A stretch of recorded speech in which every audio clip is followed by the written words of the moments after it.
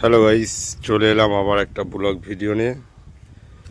তো এই যে বাড়িটা দেখতে পাচ্ছ, আমাদের কাজ কমপ্লিট হয়ে গেছে।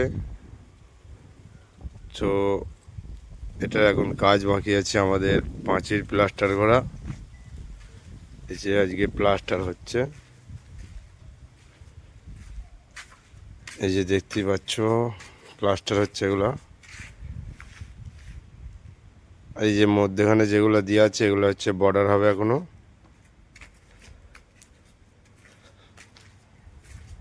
এটা চারিদিকে সব দেয়ালে বর্ডার হবে।